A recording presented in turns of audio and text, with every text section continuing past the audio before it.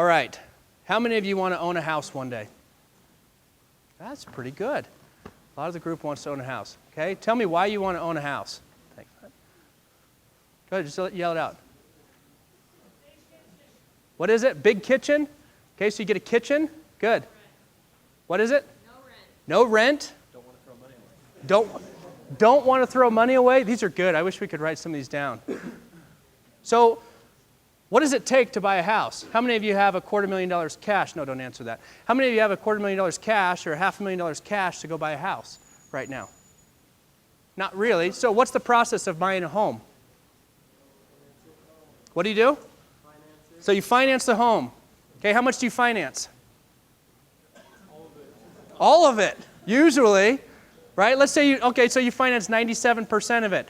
So let's take a $200,000 home, and you're going to borrow $195,000 against it. Okay, does it make sense? Okay, now you're sitting around the dinner table. What do your parents think about that? What did you say? It's fine. Why is it fine? Because everyone does it. Good. And so what's happening in our society?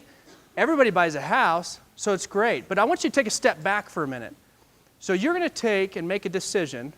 You're going to buy a $200,000 chunk of something, rock, sticks. And everybody says, well, no, Brian, it's a home. Like it's where you gather your family together. No, I get that. But home is where the heart is. Like you don't necessarily have to have a $200,000 home or a $500,000 home. So why do we end up doing it? Well, there are a lot of societal norms out there that say it's okay. So you have these housing tracts and housing developments that say, well, if you get into a house, you can actually make money in a house. Okay, for those that are in investment banking or finance, what's the return on houses right now? Let's throw out a number. Slightly positive nowadays. Slightly positive, yeah. But you get a house and you get 6%, 7% return, right? Let's just throw that out there. What's an average profit margin in a business? Well, give me a good one. I don't know many people that are running a business right now at 6 or 7% margin. That's not fun unless you got a ton of volume and you got a ton of shareholders and you're a huge company.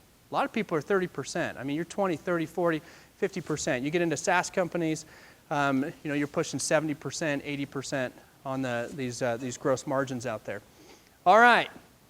So if you're willing to go over here and borrow $195,000 to be able to have a place to eat, right?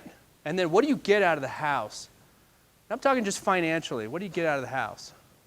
You get a 6 or 7% return, you hope, unless there's a dip in the market. Well, so why won't you go and borrow $10,000 to start a business? What keeps you from doing that?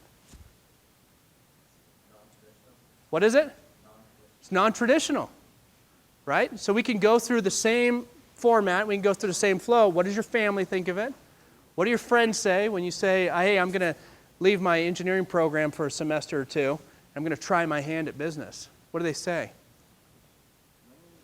Don't do it, right?